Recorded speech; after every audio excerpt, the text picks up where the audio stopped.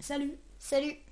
et si tu venais chez moi, j'ai un pommier et en plus c'est la saison. Pas maintenant, je réfléchis à notre prochaine vidéo. Attends, qu'est-ce que t'as dit? J'ai un pommier si tu... Je vois où est-ce que tu vas en venir. On va faire une vidéo sur Newton? Ok, c'est parti pour le 18e siècle.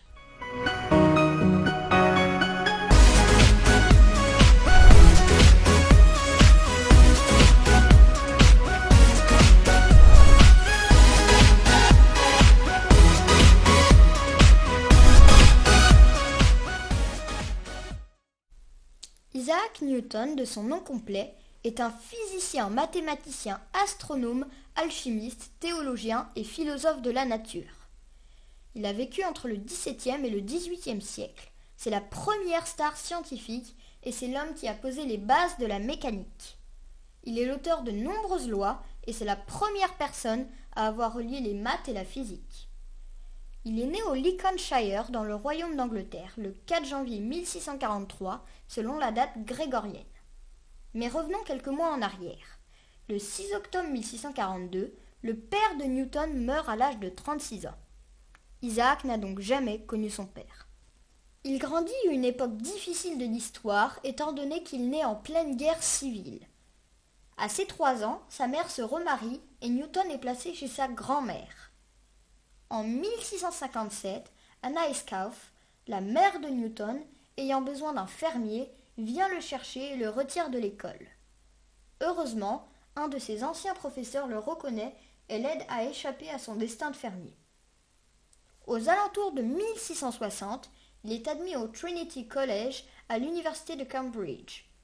En 1665, Newton obtient son diplôme, mais malheureusement la peste touche l'Angleterre et il est contraint de fuir pour retourner dans sa région natale. Quelque temps après, selon la légende, Newton, assis sous un arbre, aurait reçu une pomme sur la tête, ce qui lui fit se demander « Pourquoi la pomme tombe-t-elle verticalement? Pourquoi ne tombe-t-elle pas en biais ou ne tomberait-elle pas vers le haut ?» La peste prend fin en 1666 et un incendie éclate à Londres.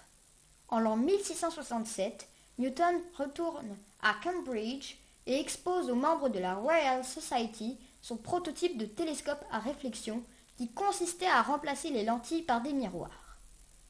L'avantage avec ce télescope est sa taille comparée aux anciens. Ces derniers sont fascinés et le font rentrer dans la Royal Society. En 1669, Newton devient professeur de mathématiques à l'université de Cambridge. Il expose sa théorie de la couleur en 1672 qu'il avait trouvé 6 ans auparavant. Ce dernier avait acheté 2 prismes. Il fit passer la lumière naturelle à travers le premier prisme et constata qu'elle se décomposait en un spectre de différentes couleurs. Il refit passer la lumière décomposée dans le second prisme et constata qu'elle redevenait blanche. Il en conclut donc que la lumière blanche était constituée de toutes les autres couleurs. En 1684, Edmund Halley vient parler à Isaac Newton des orbitations des planètes. Newton lui dit qu'il avait des calculs là-dessus, mais en rentrant chez lui, il ne les retrouva pas. Il commença donc la rédaction d'un livre qu'il publia en 1687. Ce livre, appelé Philosophiae Naturalis Principia Mathematica, va devenir un best-seller et va bouleverser toute l'histoire de la science. Dans ce livre, on y retrouve des faits scientifiques, comme les bases de la mécanique ou la gravitation universelle. Ces informations ont aidé Halley à prédire en 1986 la trajectoire d'une comète qui porte aujourd'hui son nom. En 1693, Newton commence à avoir quelques soucis mentaux et à faire de la dépression. On suppose que cela pourrait être dû à la mort de sa mère, ainsi qu'à l'incendie qui avait détruit tous ses manuscrits et l'explosion de son laboratoire d'alchimie. Ces problèmes ont été temporaires, il ne tardera pas à s'en rétablir.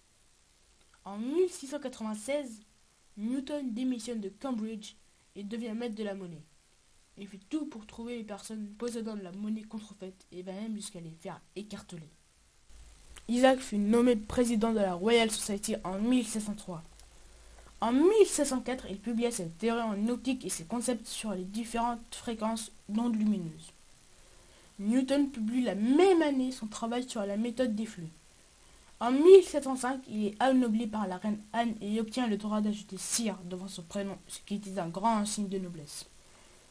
En 1724, Newton tombe très malade et doit rester 3 ans au repos. Newton meurt à 84 ans le 31 mars 1727 à Londres, en Grande-Bretagne.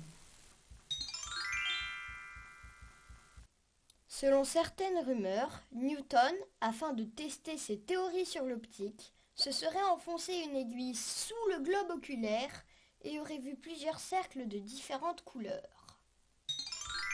Il aurait aussi, pour ses expériences, regardé le soleil aussi longtemps qu'il pouvait afin d'en constater les effets produits sur les yeux. Après cela, il fut obligé de rester 3 jours dans le noir et a failli devenir aveugle.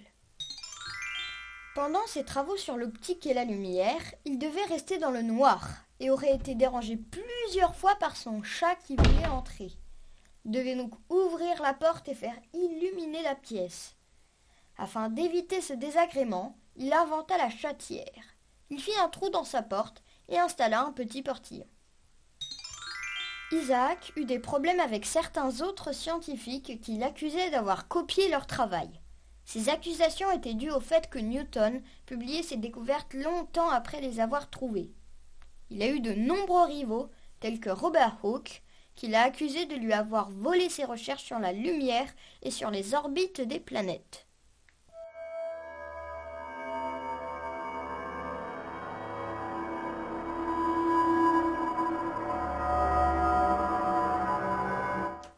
« 209 ans plus tard, soit en 1936, John Keynes achète une malle ayant appartenu à Newton.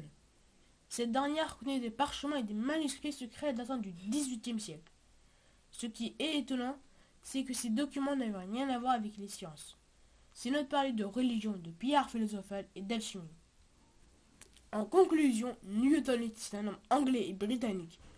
Il était connu pour sa mécanique newtonienne, la gravitation, son calcul infinitésimal et la décomposition de la lumière. Au revoir et à une prochaine fois.